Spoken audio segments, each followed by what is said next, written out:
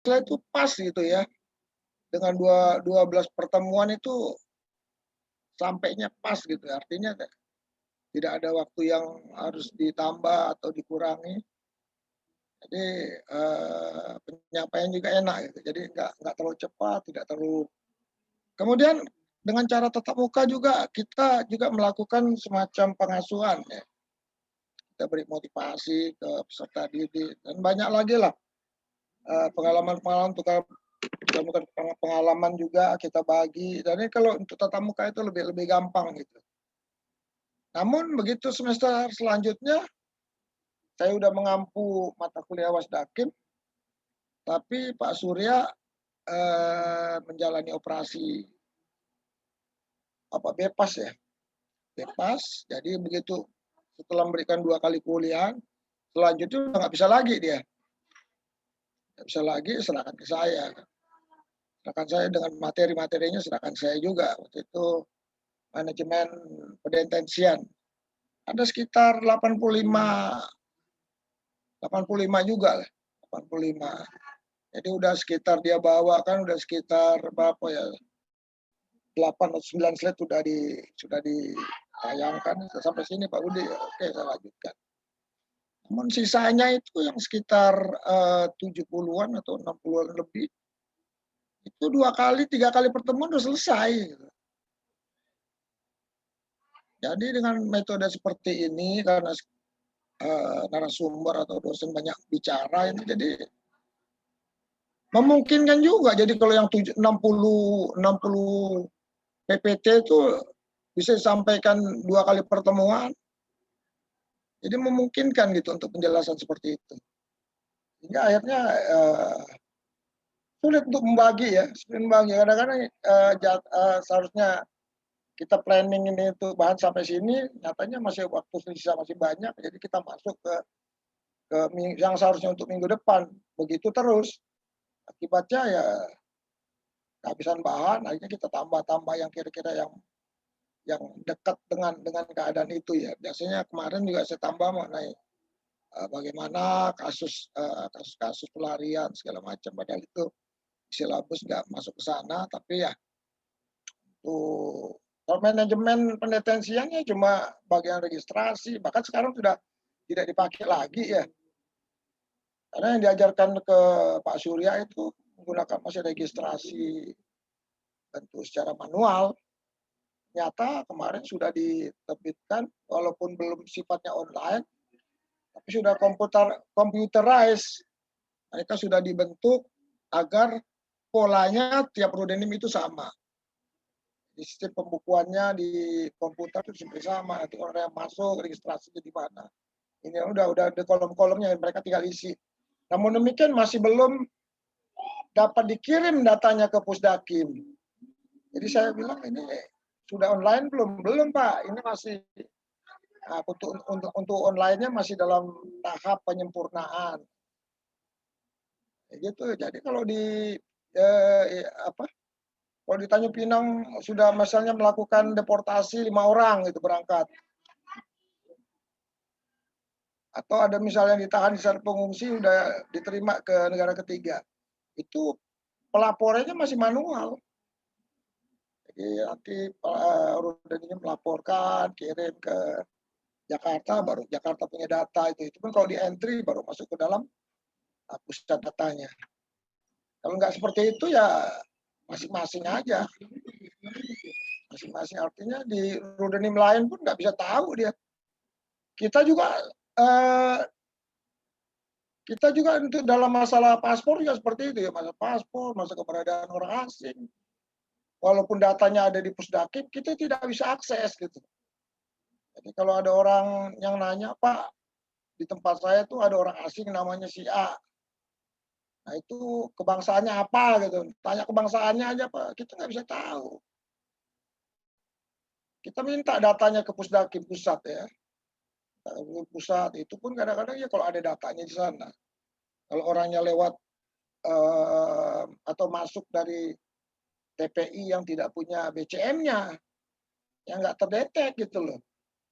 Ini kan cuma TPI yang punya BCM aja yang bisa ngecun ke Pusdakim. Jadi sana punya ada datanya ya karena mereka yang pakai BCM. Kalau yang tidak ada BCM, lintas batas segala macam pelabuhan-pelabuhan laut, kita kehilangan data. Kalau mereka tidak kirim cara manual itu nggak dapat deh.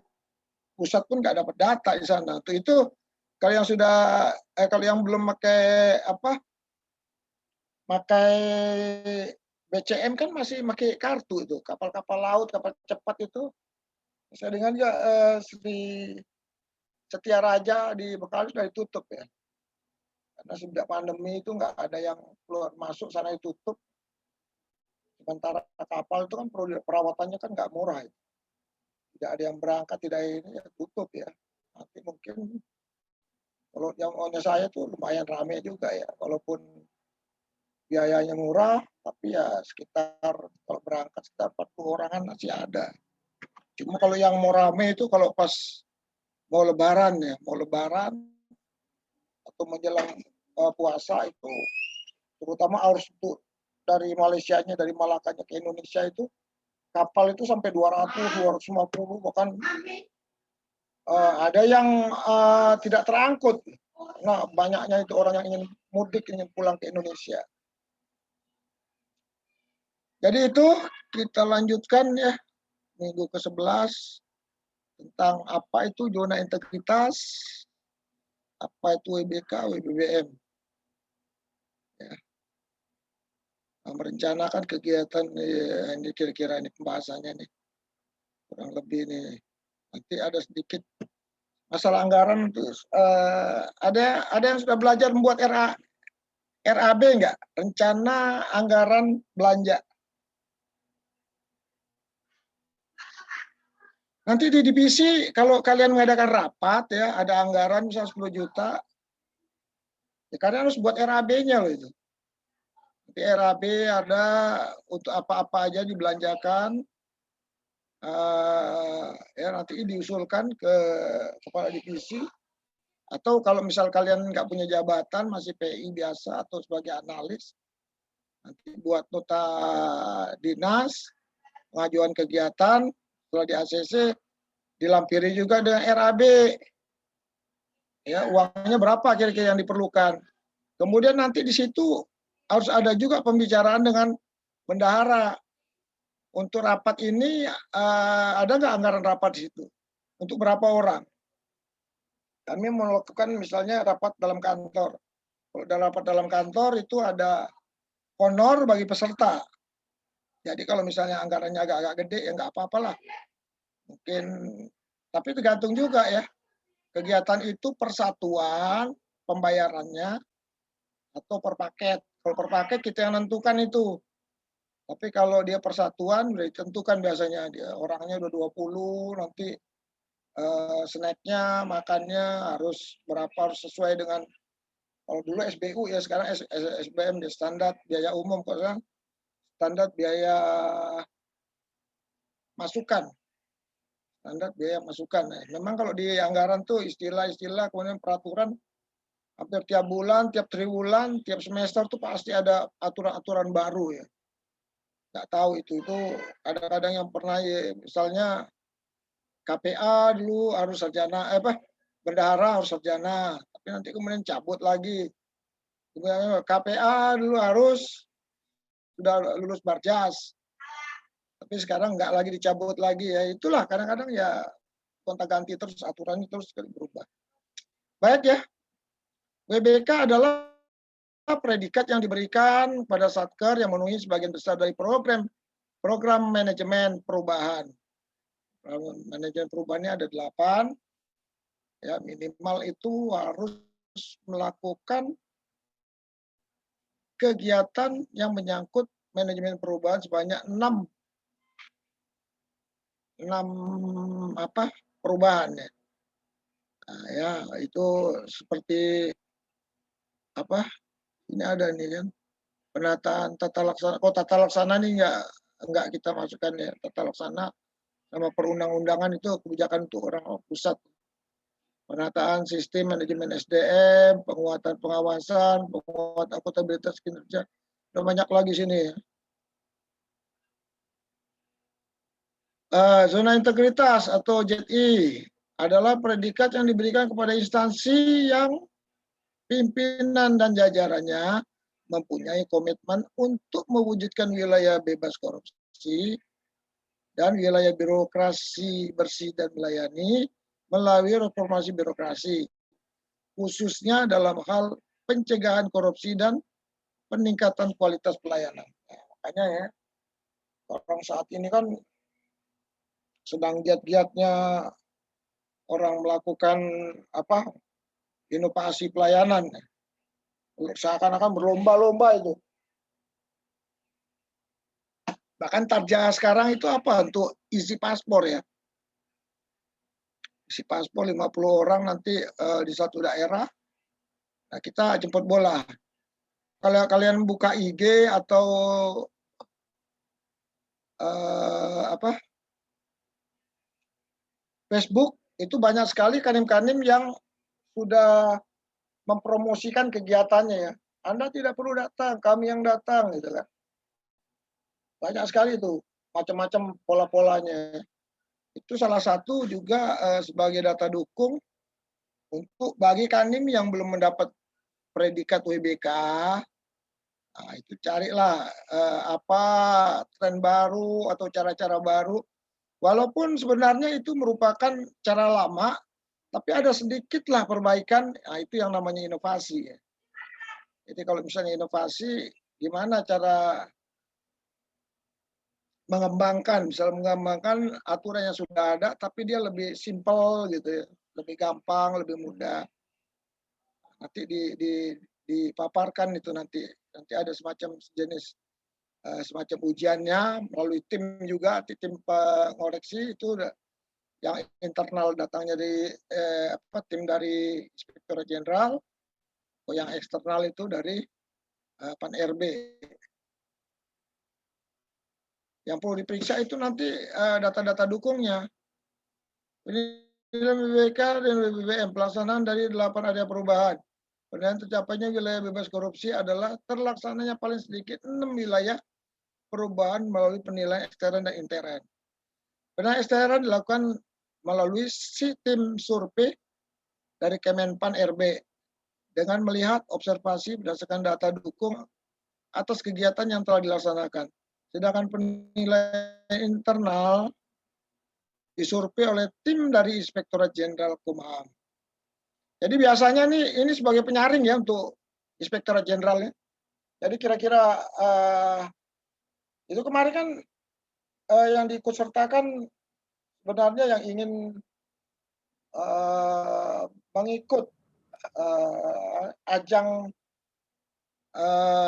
penilaian WBK ini sampai 500 ya, 500 satker atau ya satker lah ya kalau di UPT dibilang UPT juga kan PT ya. Ada kanwilnya juga, ada juga unit eselon 1-nya. Jadi ada 500 satker. Namun begitu diteliti dan observasi kan sekitar 200-an lebih itu. Yang sudah memenuhi syarat untuk diikutkan. Jadi oleh Inspektorat Jenderal inilah yang tim setelah disurvei pertama itu diajukan. Kemudian yang mendapat nilai WBK nggak salah sekitar 80-an satker nggak salah. Banyak sekali ya.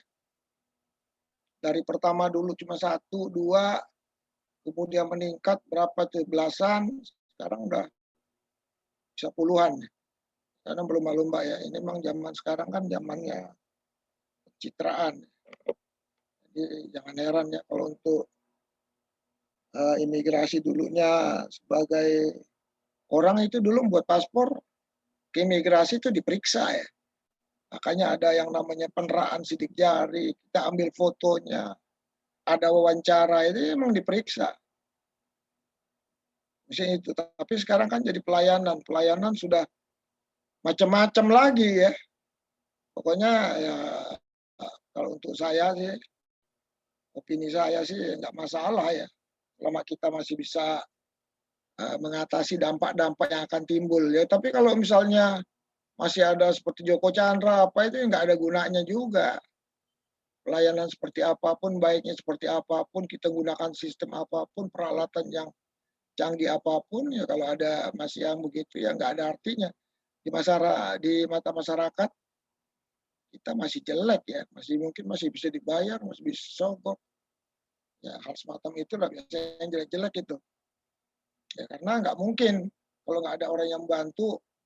Ini mata awam loh, mata awam nyatakan nggak mungkin orang bisa yang sudah dulunya menjadi DPO, daftar pencari orang, tapi bisa buat paspor gitu kan, sesuatu yang aneh. Ini 8 hari perubahan, ya manajemen perubahan, penataan, penguatan organisasi, penataan peraturan perundang-undang, ini bagian pusat nih, penataan sumber daya manusia, ini masih bisa ya. Jadi kalau pelayanan orangnya harus apa itu senyum, sapa, salam ya. Itu yang dikembangkan, kemudian bagaimana orang mendapatkan informasi harga, ketepatan waktu dan segala macam. Sehingga kenyamanan juga, kenyamanan tidak lama menunggu, kepastian harga, kepastian waktu, ya. Ya tata laksana juga, tata laksana ini pusat yang membuat semacam ortanya atau apanya, SOP-nya. Kita nggak bisa ya, kalau di imigrasi itu yang nama SOP tidak bisa buat sendiri-sendiri. Buat sendiri nanti jadi lain-lain, dia tiap kanim jadi beda-beda. Kita dimanapun yang namanya, kalau untuk PAS, pemasyarakatan mungkin masih bisa ya, tiap-tiap UPT mendirikan SOP sendiri, karena berdasarkan tradisi ya, atau kearifan lokal dari satu tempat. Seperti kita lihat kemarin itu kan ada rame-rame juga masalah sekolah apa itu SMA berapa ya, SMA 3 apa di Padang itu, di mana muridnya itu harus diwajibkan memakai hijab. Karena salah satunya karena memang pandemi, jadi orang tua harus tertutup sehingga tidak gampang tertular makin ke sana kan. Tapi yang namanya hijab ini masuk ajaran agama, satu agama, sehingga ada yang atau ada agama lain yang merasa ya, keberatan gitu loh. Walaupun sebenarnya pakaian itu bukan pelaksanaan ibadah. Nah, hingga rame orang tuanya kicau di media sosial, akhirnya rame jadi viral, sampailah ke ke pusat ya, sampai Kemen Menteri Koordinator Keamanan PMD juga menyatakan itu. Ya banyak sekali polemiknya sehingga keluar SK 3 Menteri ya. SK 3 Menteri yang menyatakan tidak ada pemaksaan, nggak boleh itu. Tapi nyatanya bupatinya menolak SK 3 Menteri itu ya, karena ini merupakan kearifan lokal. Kearifan lokal tuh ya harus seperti pelantikan dilihat ya, pelantikan pejabat itu tidak memandang agama juga, mereka harus pakai kopiah ya. Sebenarnya bukan kopiah untuk sholat. Kadang-kadang kan kalau kita lihat orang pakai kopri itu kopiahnya ada yang untuk sholat. Itu ada peci yang sifatnya nasional yang tidak ada motif ininya, titik keagamaannya, yang memang harus dipakai itu sebagai sudah pakaian nasional. Sehingga kalau untuk PSL kita pakai kopiah, itu pelantikan untuk pejabat-pejabat tinggi itu ya seperti itu. Kecuali yang mempunyai PDU ya, sifatnya ada yang penegakan hukum, sebenarnya instansi yang memakai PDH itu sebenarnya instansi-instansi yang ada gakumnya. Tapi kalau kita ini kan sudah kebablasan ya, sehingga hukum dan apa itu jadi pakai ada PDH, PDU itu jadi lucu kan. Karena kan tugasnya tidak sesuai dengan apa yang penampilan dia itu tidak sesuai dengan mereka cuma duduk di kantor menyelesaikan di depan komputer tanpa ada proses pelayanan, tanpa ada penegakan hukumnya. tapi pakai uniform ya seperti militer, kan lucu jadinya. Mereka tidak pernah juga dilatih baris berbaris, sehingga ya begitulah ya. Itu dulu idenya Pak Bambang Ratam supaya seragam seluruhnya. Padahal kita dulu antara pas dengan imigrasi aja beda. Bahkan dulu Pak Iman Santoso selama jadi dirjen itu mencari padanan seragam yang sesuai, yang krem-krem itu sampai ke Meksiko loh. Cari imigrasi sana pakai pakaiannya apa ya, negara lain apa ya. Sehingga dibentukkan itu, oh rupanya kalau penegakan hukum itu harus warnanya coklat. Seperti jaksa itu kan coklat-coklat juga, walaupun ini coklat ya. Kepolisian coklat. Jadi mirip-mirip coklat-coklat itu akhirnya dibuatlah coklat dengan krem. Tapi begitu menterinya ganti, Pak Patris Akbar, orang dari PAN, ya PAN itu benderanya biru muda ya, dia rubah, dan itu tidak memakan biaya yang kecil ya. Semua dirubah, lambang dirubah, jadi semua semua stempel apa semua berubah semua. Itu anggaran yang disediakan tuh banyak sekali. Jadi stempel-stempel surat, kop-kop surat yang sudah terbentuk dulu berganti semua. Oke, kemudian penguatan pengawasan, pengawasan segala bidang ya, dari anggaran, dari SDM-nya juga segala macam lah, penguatan pokoknya dikuatkan. Penguatan akuntabilitas kinerja. Ya, dengan adanya Tarja sekarang dipantau juga jurnal hariannya. Dari jurnal harian itu juga kalau tidak terisi pemotongan dari. Jadi banyak ya, semua udah terlihat gitu. Peningkatan kualitas pelayanan publik. Ini juga masing-masing. Kemudian kalau kita lihat juga kalau masuk kantor itu sudah sangat rame ya, dibandingin saya dulu. Sudah rame, spanduknya di mana, poster-poster di mana-mana ya. Banyak slogan-slogan, ada maklumat kinerja, ada segala macam lah ya, fakta integritas, segala macam. Kalau ada moto-moto dari pimpinan, apapun ditempel-tempel semua ya. Kalau dulu zaman saya masih masuk bersih-bersih gitu. Senang yang bersih-bersih, sekarang sudah banyak sekali poster-poster jadi rame ya. Ya memang udah zamannya mungkin. Kemudian sebagai wujud dari komitmen Kementerian Hukum dan HAM menjadikan wilayah bebas korupsi, wilayah birokrasi bersih melayani, setiap awal tahun dideklarasikan janji kinerja dan pembangunan zona integritas. Ini kebetulan kemarin Selasa 26 Januari ya. Ini untuk imigrasi ini setelah ini memang pelaksanaannya beda-beda, ada yang pada saat upacara ya, kemarin kan pada saat upacara imigrasi yang dihadiri juga oleh Ombudsman ya, Ombudsman Pusat, diklarasikan janji kinerja. Kemudian penandatanganan di situ juga, kalau di daerah itu biasa manggil dari pihak kejaksaan, polisian ya, itu sama-sama ditandatangan dalam satu kertas atau kain, nanti akan dibingkai, ditaruh ya, kalau kita udah melakukan janji kinerja. Mewujudkan tata nilai pasti, kemudian meningkatkan integritas, tanggung jawab dan pelaksanaan tugas, fungsi guna mewujudkan good governance. Adapun isi dari janji kinerja, ya saya ingin lagi. Ini dibacakan oleh seluruh insan pengayoman. Kami aparatur sipil negara, Kementerian Hukum dan HAM, berjanji untuk melaksanakan perjanjian kinerja, target kinerja, serta action plan secara tepat waktu dan tepat sasaran.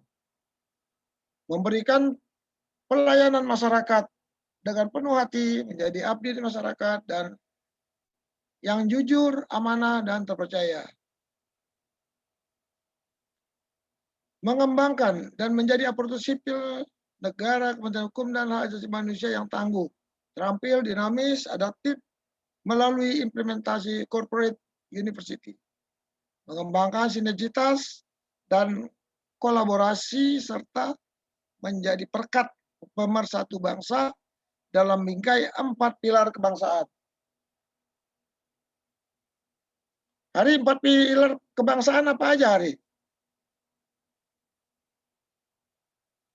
Siapa izin Pancasila, UUD 45, Bhinneka Tunggal Ika, dan NKRI, Pak. Oke, benar. 100 ya. Siapa, Pak? Harus tahu ini ya, 4 pilar kebangsaan nih. Karena biar bagaimanapun kita ini sekarang, pemerintah sekarang ini mempunyai ketakutan dan kewaspadaan terhadap disintegrasi bangsa. Jadi untuk pilar-pilar ini memang tidak seperti zamannya Orde Baru ya. Itu setiap orang itu harus harus memiliki pengetahuan mengenai pengamalan Pancasila. Jadi semua unsur dulu tuh organisasi harus ada penekanan itu. Karena ada kekhawatiran bahwa ada paham-paham yang tidak sesuai akan masuk ya, baik dari agama atau ke pandangan politik lainnya ya. Termasuklah bahaya laten komunis. Karena komunis ini ya kita nggak tahu komunis Cina atau Rusia. Yang jelas kalau Rusia ini sudah mulai redup ya. Sekarang yang berjaya ini Cina. Ini Cina ya perlu kita waspadai juga. Mengoptimalkan pemanfaatan teknologi informasi dan transformasi digital dalam bekerja untuk mewujudkan good government. Mewujudkan zona integritas menjadi satuan kerja wilayah bebas korupsi WBK dan WBBN. Ini yang kita sebutkan 4 pilar yang tadi sebutkan ya. Karena yang namanya pilar itu adalah tiang negara, kalau dia nggak kuat akan roboh ya. Gampang sekali terpecah belahnya. Nah ini, dalam melaksanakan tusi definisi keimigrasian terutama mengenai kegiatan teknis sebagaimana dibebankan dalam alokasi anggaran yang ada terhadap kegiatan rutin serta yang menjadi prioritas dalam manifestasi pelaksanaan tarja. Yang perlu diperhatikan apa Pak anggaran ini berapa kira-kira anggaran untuk divisiin per tahun anggaran 2021. Kemudian kegiatan teknis di masing-masing bidang. Ini berapa anggarannya? Penyerapan anggaran per awal kuartal. Nah, jadi untuk B03, B06, B itu nanti ya. Itu di ini kan penyerapan kalau bisa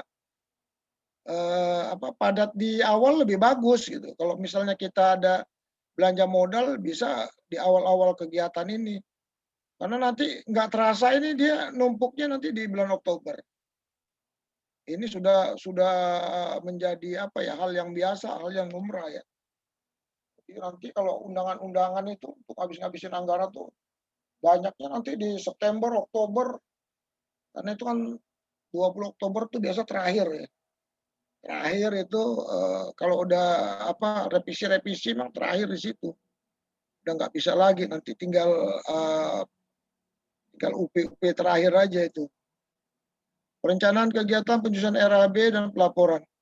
Jadi ini tusi ini yang terus digiatkan nih. Karena kalau ini tidak tercapai, nanti anggaran tahun berikutnya akan lebih sedikit.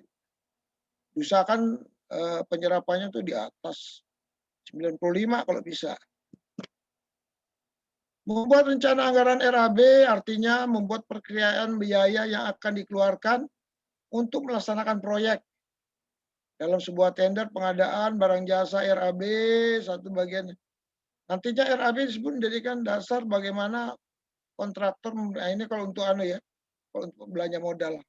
Nilai penawaran RAB sajikan dalam sebuah tender.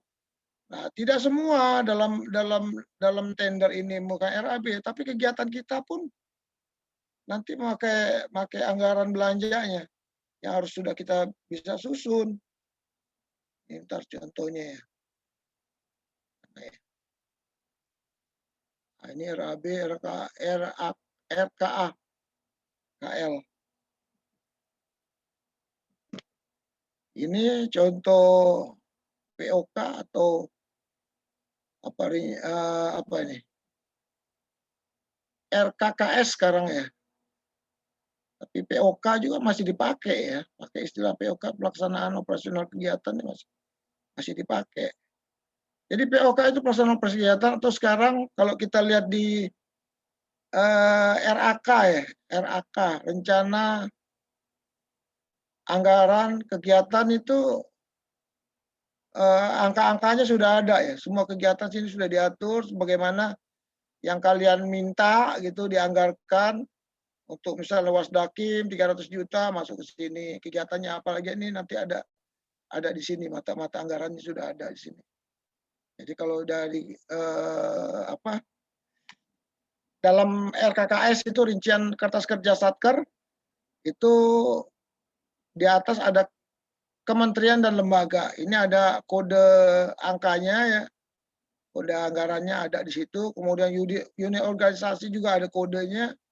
Unit kerja juga, kalau organisasinya Kanwil, ini unit kerjanya Kanim atau divisi keimigrasian. Alokasi ini jumlah besaran dari pagu yang harus kita terima dan kita habiskan. Kemudian di pojok kertas itu ada halamannya berapa halaman, tergantung besaran dari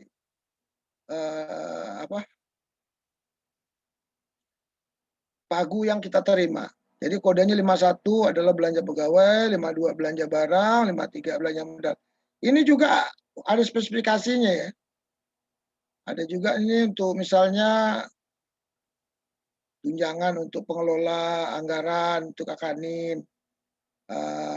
Ini ada kode-kode juga, misalnya honor untuk bendara, honor untuk SPM, penandatangan SPM, pejabat penerima barang, segala macam lah ya. Pokok yang pengelola keuangan semua ada honornya. Kemudian di 52-nya belanja barang ini termasuk juga kegiatannya. Kegiatan belanja barang itu termasuk tiket, perjalanan dinas, segala macam nih. Nah, kemudian ini juga 53 ini belanja modal yang menyangkut capras, barang bergerak atau tidak bergerak. Kemudian ada perhitungan, di dalamnya ada perhitungan tahun, terus volumenya ada berapa, misalnya volumenya untuk rapat ada 20 orang, volumenya 20 orang sini. Ini harga ini bisa satuan, bisa paket. Kalau udah paket sini tinggal jumlah.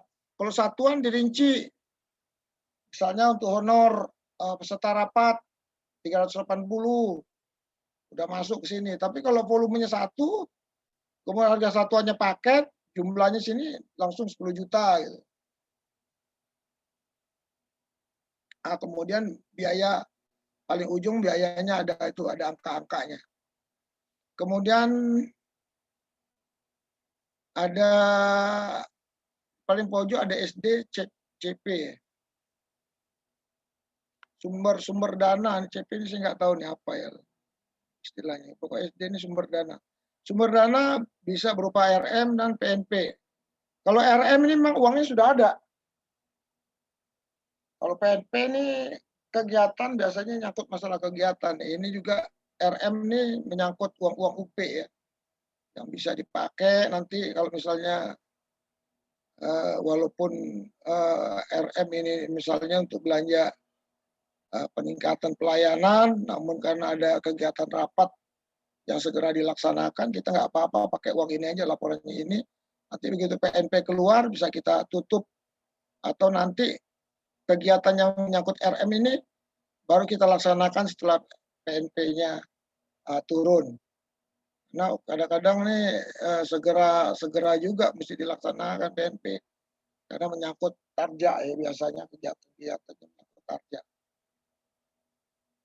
Nah, ini contohnya ini. Nah, ini kita kalau misalnya disuruh nyusun RAB untuk rapat dalam kantor.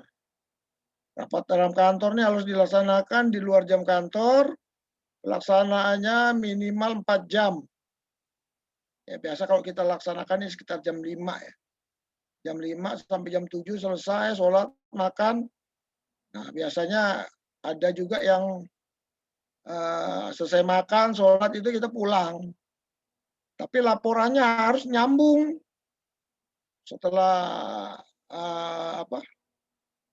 setelah makan, sholat, maghrib, terus nyambung lagi nih dari rapat. Nanti laporannya harus seperti itu. Karena nanti kalau tidak mencapai 4 jam, nanti uangnya suruh kembalikan lagi. Misalnya dianggarkan sekali rapat itu 10 juta paket. Ya, kalau satuan nih ya, dirinci, kalau satuan seperti ini bawa ya 20 kali untuk ini untuk konsumsi makan. Jadi SBM-nya standar biaya masukannya di 45.000. Ini sudah standar di Indonesia ya. Kemudian snack. Maksudnya snack itu loh makanan kecil untuk 20 kali 15.000. Nah, ini nanti data dukungnya harus pakai kwitansi ini. Biasanya kalau dulu ada yang PPK-nya maunya nanti cari ya yang ada sudah punya NPWP, yang diterapkan NPWP di situ. Ada juga yang masih pakai kertas biasa ya tergantung lah. Kalau memang sudah keadaan sudah modern ya harus ada pakai mesin hitung sehingga tidak bisa dikarang-karang lagi itu. Kalau dia kwitansi kosong itu bisa aja dikasih kan, tulisnya seenak-enaknya yang bisa ada kelebihan yang dicari di sini. Kemudian honor peserta. Ini standar biaya umum juga nih atau standar biaya masukan 380. Ada UPT yang memotong pajak. Sementara kalau di Kanwil itu udah memberitahu ke UPT nggak usah dipotong pajak lagi karena ini honor ini sudah bentuknya sudah tidak utuh, artinya sudah 380 ini sudah pemotongan pajak. Lagi pengelontoran sudah dipotong pajak, tapi ada juga yang kecuali pangkat golongan 2 ya, golongan 2 tidak ada pajak, tapi golongan 3 dan 4 itu dikenakan pajak penghasilan sebesar 15%. Jadi kalau dapatnya sekitar 340-an kayaknya. Buat 19 karena ada narasumber, misalnya ada narasumber dari mana, misalnya Kemenaker kita undang, dari sumber dia kita kasih 500.000 sekali rapat. Nah, kemudian dokumentasi dan pelaporan ini juga ada standarnya. Nanti kita buat laporan, foto-foto apa dianggarkan 200.000. Nah, untuk menguatkan data dukung ya dibuat spanduk. Ada tanggalnya itu, ada kegiatannya di situ. Kemudian lain-lain ada transport lokal. Transport lokal biasanya SBU-nya 110 sampai 150. Ya, ada yang memberikan ya tergantung lah anggarannya atau kita sesuaikan aja kalau memang di sini tidak ada anggaran untuk narasumber, paksa kita adakan, paksa memotong anggaran sini. Ya. Sini nggak apa-apa, potong situ aja untuk ini. Jadi mereka pokoknya tidak lebih. Di anggaran ini dipakai harus tidak boleh melebihi pagu. Juga pagi induknya, misal 10 juta, pagu induknya 10 juta, jangan sampai 11 juta, nanti dipertanyakan. Walaupun ada yang menghibahkan uang 1 juta di situ, tapi nggak boleh. Ini akan jadi bahan temuan. Semua kegiatan nilainya harus di bawah pagu. Kalau pas sama-sama pagu juga nggak masalah. Syarat berlangsungnya RDK, ini persyaratan RDK ya, rapat harus dilangsungkan di luar jam kantor. Minimal rapat 4 jam, untuk UPT dan divisi keimigrasian harus dihadiri unit eselon 1 dari unit lain ya. Atau juga perwakilan masyarakat, atau yang mewakili eselon 2. Nggak masalah. Atau adanya pembicara dan narasumber dari instansi lain. Jadi ini persyaratan RDK. Kita senang kali nih kalau ada RDK. Karena rapat-rapat sebentar, dapat makan, dapat snack, pulangnya dapat 380. Dulu di divisi itu kalau udah ngadakan rapat-rapat RDK itu udah paling senang ya. Coba lihat kalian tuh di apa di Direktorat Jenderal tuh, pas sore-sore itu, RDK, RDK, dapat honor kita rapat-rapat begitu. Jadi ini ya rencana kira-kira nanti kalian juga misalnya ada rencana pengawasan orang asing atau operasi lapangan, anggarannya berapa, orang yang ininya berapa. Selama dia satuan bisa dibagi dua. Misalnya satuannya sini 8 orang. 8 orang, kita mau 4 orang aja lah, bagi 2 tim gitu, nggak masalah. Tapi kalau udah tulisannya paket, itu nggak bisa dipecah ya. Kok misal di situ ada 6 orang, dipecah jadi 3-3 nanti diadakan 2 kegiatan gitu. Nanti jadi bahan temuan. Kalau udah yang namanya paket nih harus dilaksanakan semua. Tapi kalau dia bentuknya satuan orang itu ya gampang ya. Yang penting ada kegiatannya, pertanggungjawabannya ada, nggak masalah. Sampai di sini ada pertanyaan? Izin Pak, izin bertanya Pak. Ya. Amat habis. Ya Pak, absen 1 Pak. Ya. Izin bertanya Pak, tadi dijelaskan bahwa ada predikat ZI dan WBK WBBM Pak. Untuk predikat itu bagi UPT yang meraihnya, apakah berlaku seterusnya atau ada jangka waktunya Pak? Lalu apakah predikat tersebut bisa dicabut Pak? Terima kasih. Ya. Artinya yang namanya predikat ini tetap ya. Tetap. Kalau nanti ada yang komplain, ada status, ada orang yang orang ya seperti kejadian di mana? Mataram ya. Mataram, itu benar ya kasus terjadi, ada tersangkanya, ada ininya, itu status BBKWM bisa dicabut.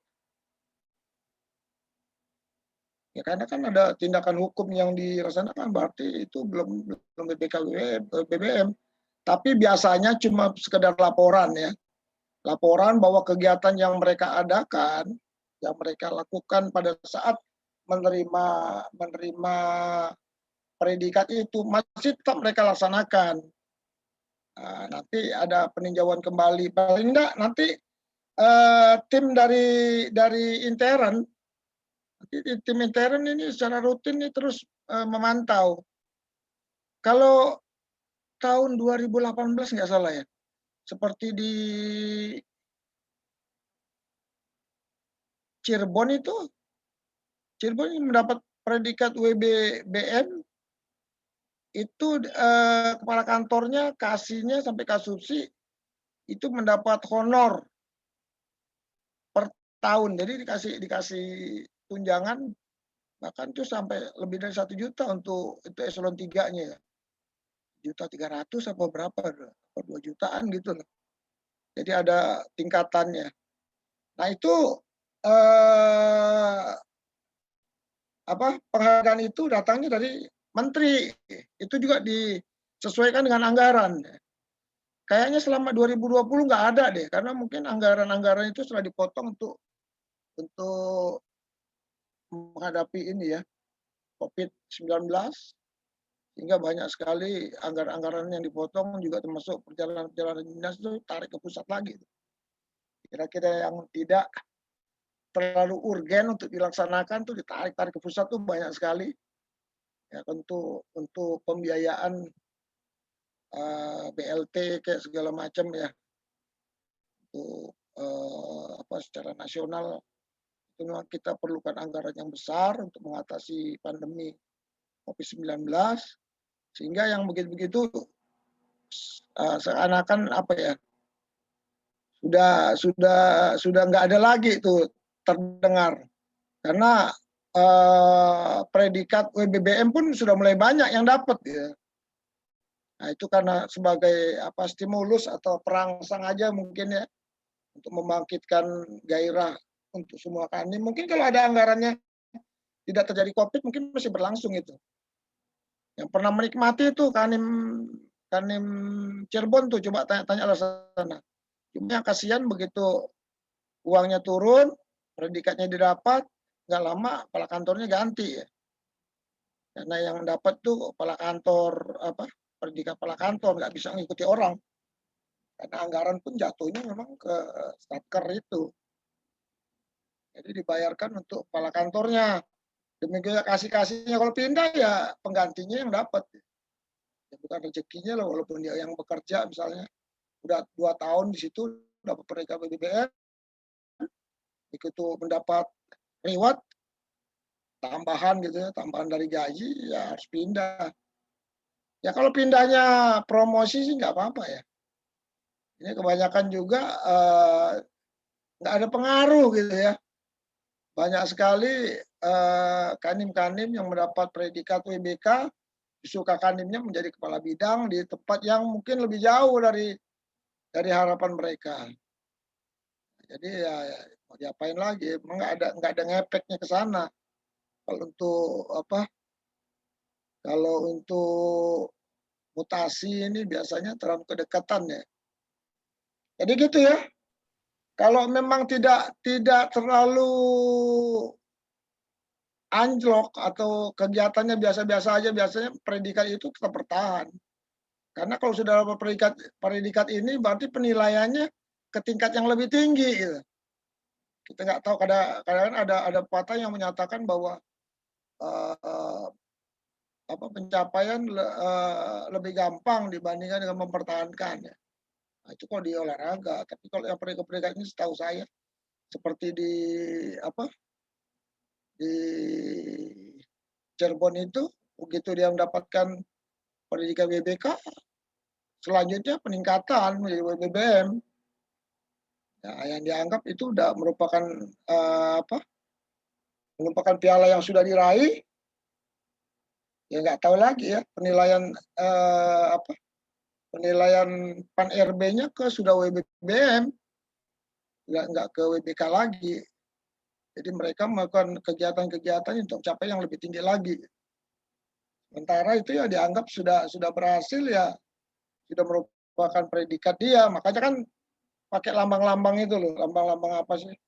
Wah ini kan saya udah WBK nih, pakai lambang WBK. Ya. Itu dianggap sudah apa ya?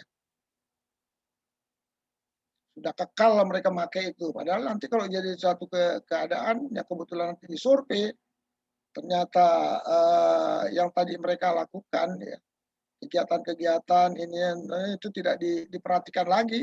Artinya tingkat pelayanan yang tadi sudah baik, salam ini begitu dapat predikat itu udah nggak ada lagi kan. Sudah dihilangkan, begitu ada survei ya bisa dicabut. Tapi sejauh mana gitu lah, sejauh mana PAN RB bisa mensurvei berapa ribu satker ya. Sanggup nggak dia yang sudah mendapat predikat itu disurvei kembali? Karena ini kan survei ini kan seperti orang ujian ya. Jadi timnya nanti dipanggil di dalam satu ruangan, suruh paparkan nanti apa yang sudah dilaksanakan.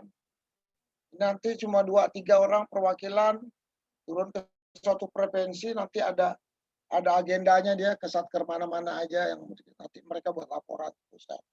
Kalau sesuai checklistnya, sesuai ini dapat predikat ya seperti itu. Apakah nanti itu juga dilaksanakan setelah mereka mendapat ini, wallahu alam ya. Karena ini bukan pekerjaan yang gampang gitu. Mereka juga nggak mungkin memikirkan itu, sudah dianggap ini ya sudah melaksanakan ya harus kalian pertahankan. Ya. Tapi jika suatu saat ada yang komplain, terdapat ketangkepan oleh KPK, ya itu akan dicabut. Jadi gitu ya. Siapa? Aman? Siapa? Hafiz ya? Ya, terima kasih. Ada lagi? Pak. Izin Pak, izin bertanya Pak. Ya, siapa?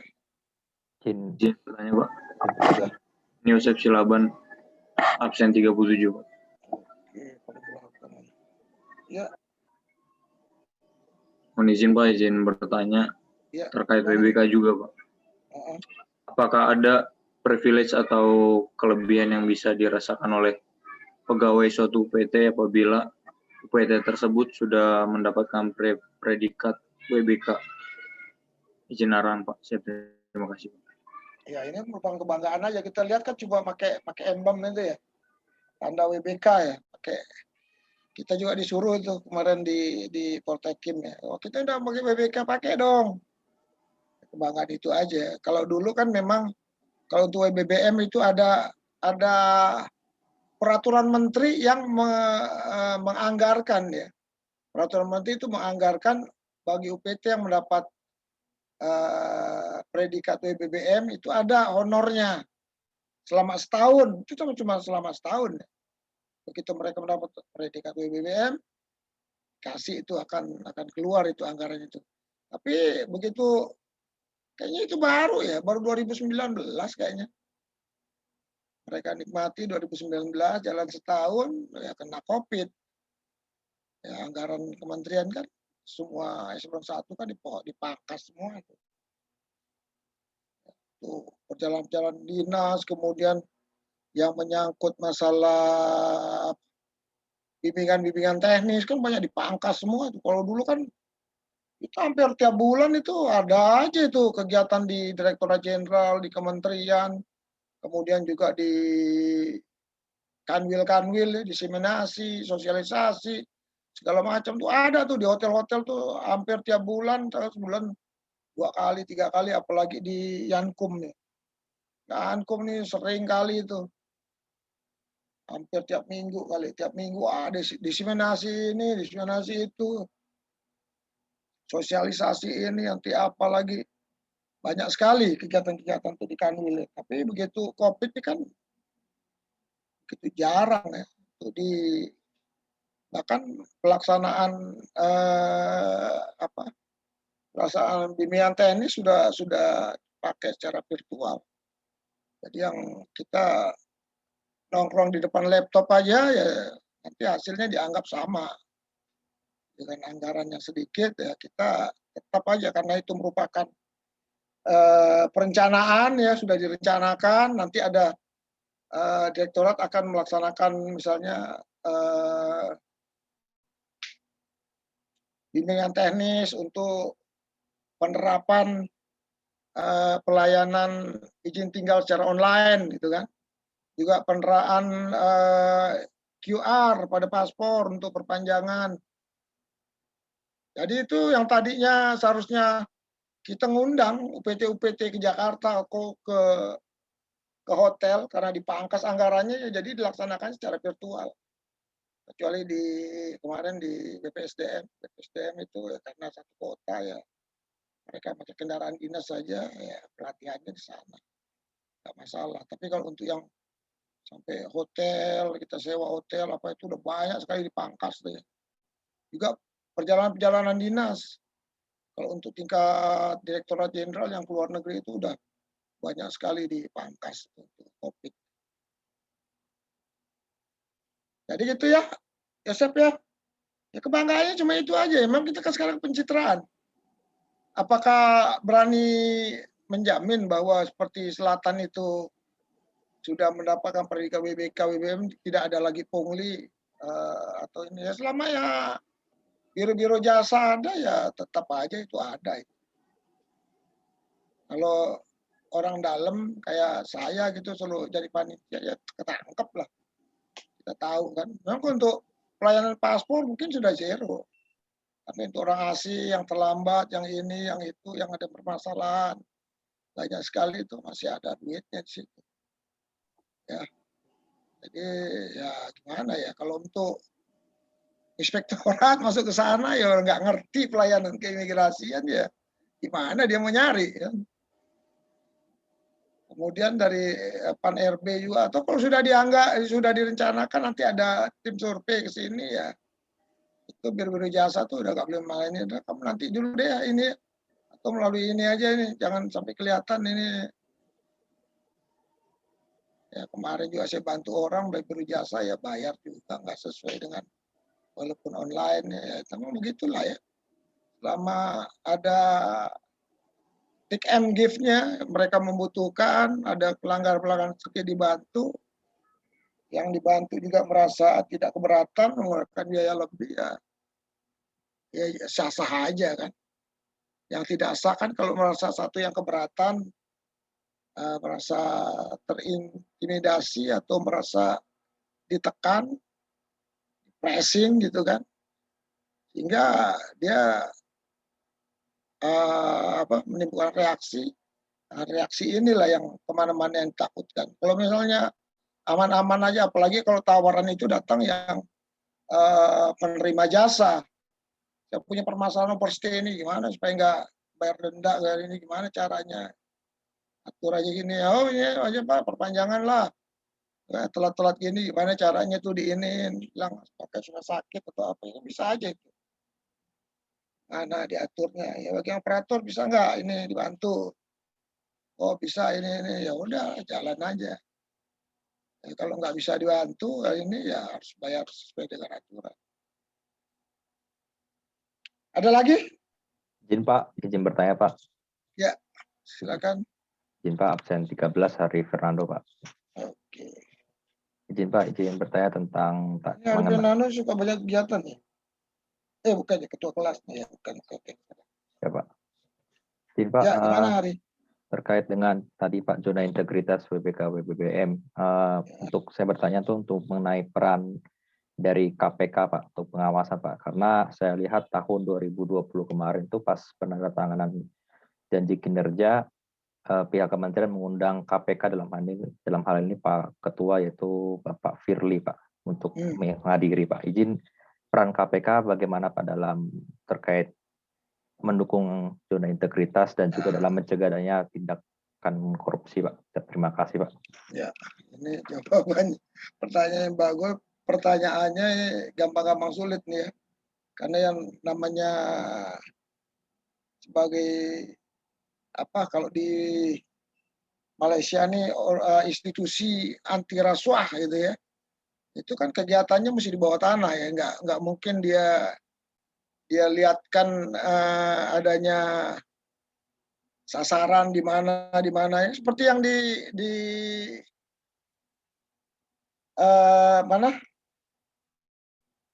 Mataram kan nggak ketahuan tuh gerakan dari KPK kan. Kita pun nggak tahu apa di sana ada KPK, ada apa itu kan nggak pernah tahu. Yang jelas telah terendus gitu ya. Ya biasanya KPK ini dia nggak mau yang sifatnya kacang-kacang goreng ya, kecil-kecilan, pungli-pungli kecil-kecilan nggak mau dia. Nah, kebetulan kemarin kan nilainya di atas 1 M ya. 1 M sekian mungkin ya, ini bukan barang yang ini, mungkin udah sering juga terendus. Jadi bagaimana dia upaya tangkap tangan itu ya. Kadang-kadang nggak ini juga. Yang ratusan juta pun ada beberapa bupati ya cuma 300 juta itu tangkap tangan juga. Yang penting mungkin dirasakan bahwa kejadian ini sudah sering terjadi. Ada laporan, kemudian dia mendapatkan informasi A1. Kalau mengenai itu hanya penguatan aja ya. Penguatan janji kinerja apa kita biasa manggil ombudsman ini, padahal kita tahu apa sih ombudsman itu, apa bisa nangkap kita atau enggak, bisa kan. Dia cuma menilai aja, oh organisasi ini sudah berjalan sebagai mana ininya. Oh ini, nanti kalau enggak ada ya mereka yang mengadukan ke pusat ya. Pimpinan kita ini yang enggak benar Pak, ini masih ada ini kan. Ombudsman seperti itu. Tapi nyatanya ya demikian juga kejaksaan ya. Kalau kita di Kanwil itu biasa kejaksaan tinggi ikut menghadiri, menandatangani, menyaksikan gitu loh. Jadi kita komitmen kita itu benar, kita berani berkomitmen dengan KPK bahwa kita itu bersih. Jadi kalau memang ketangkep juga ya dihukum lebih berat ya kita harus terima. Karena kita sudah berkomitmen, kita berani menghadirkan mereka untuk menyaksikan bahwa kita itu komit benar gitu. Ya, makanya untuk menyatakan perhatian juga ke masyarakat bahwa Kemenkumham berani gitu loh mendatangkan KPK. Nah, silakan, berarti kita sudah membuka pintu loh untuk KPK untuk masuk. Silakan mau kemanapun, UPT manapun, nanti jika ada ini ya Anda bisa masuk. Karena kan sudah berkomitmen. Saya menyaksikan Anda menyatakan janji kinerja bahwa tidak ada lagi korupsi.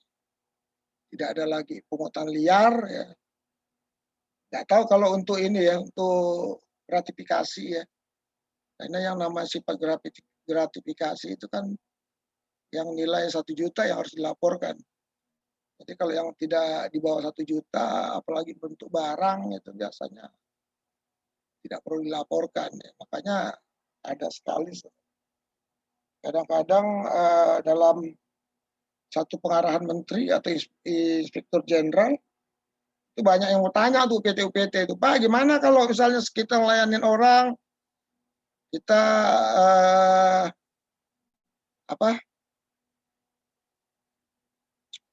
melayani sekelompok orang lah gitu atau satu organisasi buat paspor kita bantu dengan baik atau memberikan durian atau memberikan kue. Nah, itu gimana Pak? Di anu enggak? Boleh nggak terima enggak kan gitu.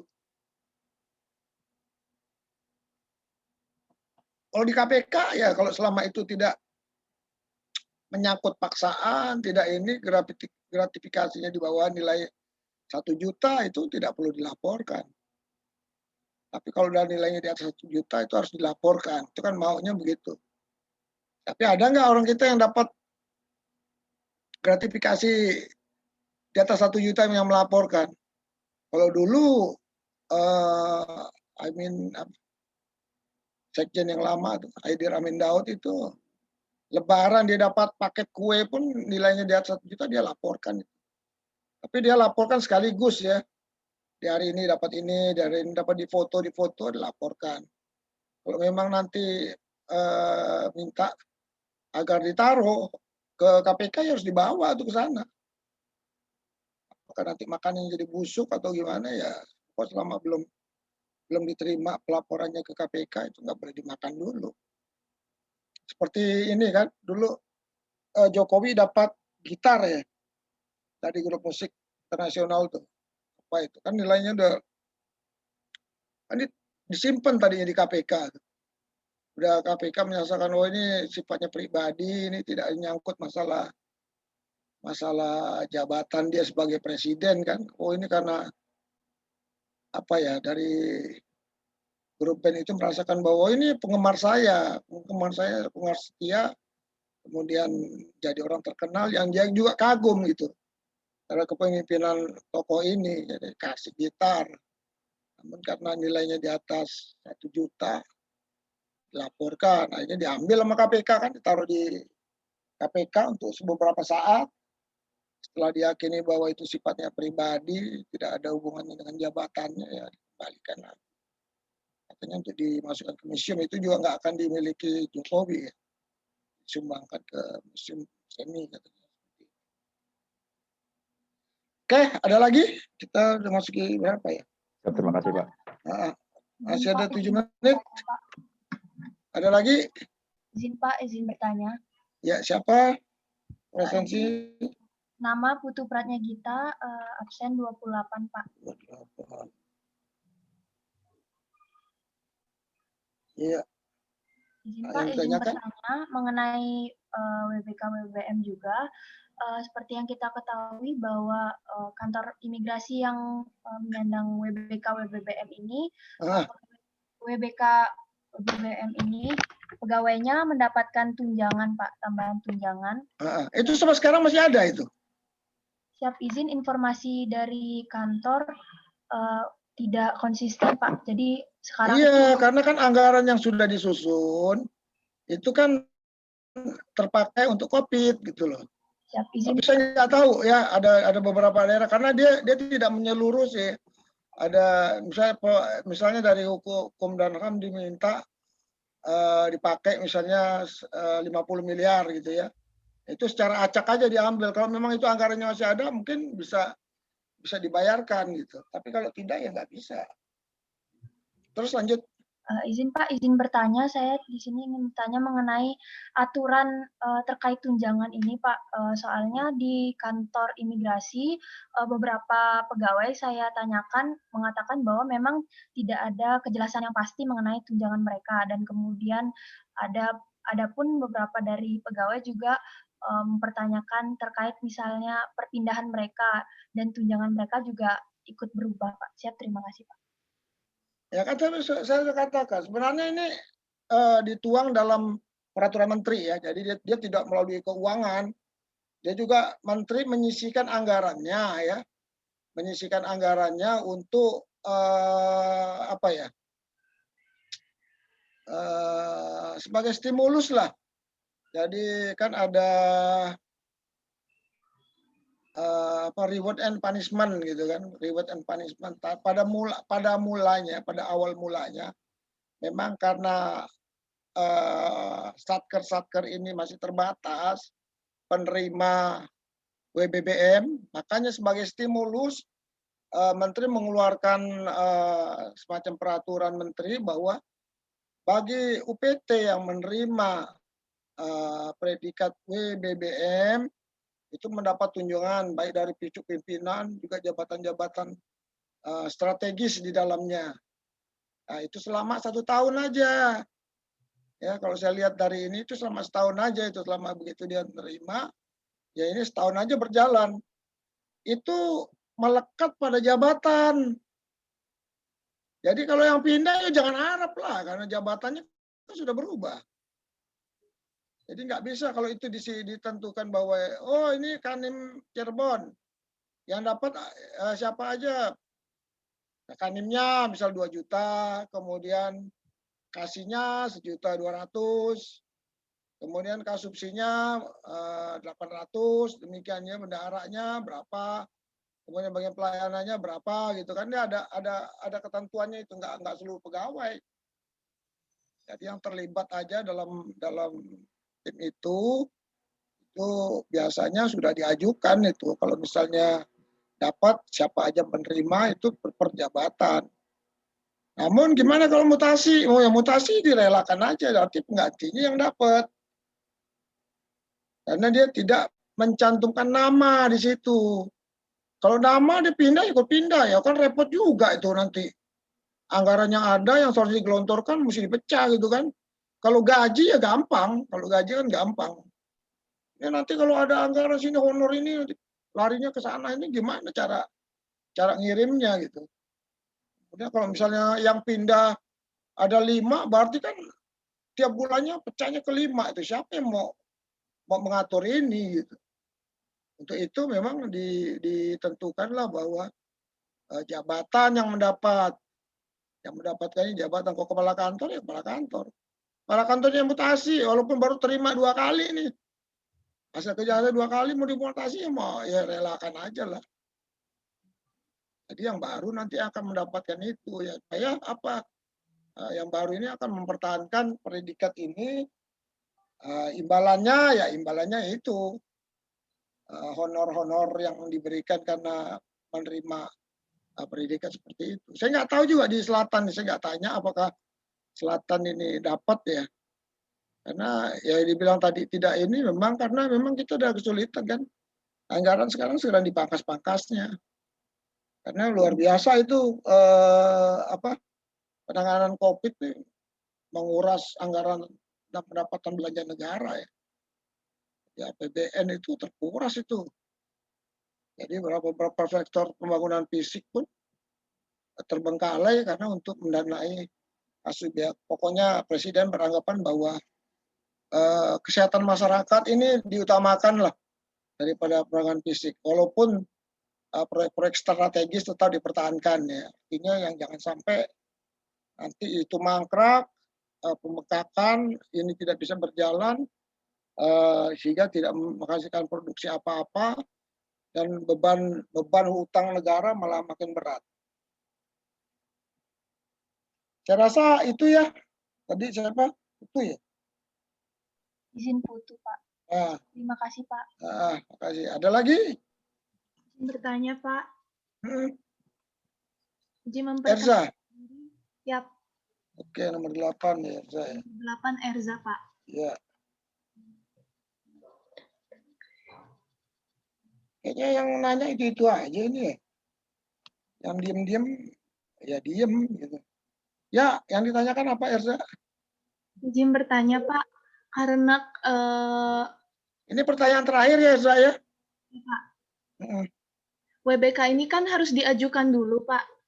Mm-mm. Itu diberi waktu berapa lama dari Kemenpan untuk menyelesaikan WBK ini, dan kemudian siapa saja tim penilai yang melakukan penilaian, Pak? Apakah hanya dari Kemenpan RB atau ada dari luar? Terima kasih, Pak. Jadi memang ini diajukan untuk tim penilai biasanya kita dinilai intern dulu. Intern itu dari Inspektorat Jenderal. Inspektorat Jenderal mendirikan tim, nanti tim yang diajukan itu ditunjuk, di SK-kan oleh Kanwil masing-masing. Kalau kantor di ini jadi tim ya, itu di SK-kan juga itu. Saya dulu juga termasuk itu ya, dari anggota untuk tim peningkatan pengawasan dulu saya dibuat tim. Tapi saya tidak termasuk tim inti yang ikut berangkat ke Jakarta. Nanti ada tim inti yang menguasai bidangnya, yang menguasai juga data-data dukung yang harus dipresentasikan ya. Pertama presentasinya ke ini dulu, ke Inspektorat Jenderal, pemeriksa intern. Kita datang ke sana, nanti sudah dijadwal itu ya, sudah dijadwal tanggal sekian, tanggal sekian. Nanti kita ini presentasikan apa aja. Nah, nanti direkam itu oleh inspektorat, nanti inspektoratnya yang melaporkan ke tim eksternal bahwa ini sudah pantas gitu, nilainya sudah dapat berapa misalnya. Nilainya sudah 90, di atas 90 ini yang bisa ini. Jadi nanti dari sekian satker penilaian 90 ada berapa gitu. Tapi kadang-kadang ada juga yang nilainya tinggi 90 tapi inovasinya belum ada, jadi tidak diusulkan. Ini inovasinya belum ada, tuh ditanya nih. Cari inovasi aja untuk melengkapi apa kayak gitu kan. Untuk menambah nilai. Ini sudah bagus nih, sudah masuk nih. Yang lain-lainnya data dukung ini segala macam sudah masuk. Sudah nilainya sudah 90. Sudah kan? Kalau sudah, kalau misal dia bisa melengkapi kekurangannya pada saat belum pengajuan, ya akan dimasukkan gitu. Nanti dimasukkan, nanti dites lagi gitu loh ya. Dites lagi, setelah nanti dites, sudah memaparkan hasilnya di depan Menpan, nanti ada tim-tim dari Menpan yang diutus ke daerah, menyaksikan benar nggak nih yang dipaparin kemarin tuh.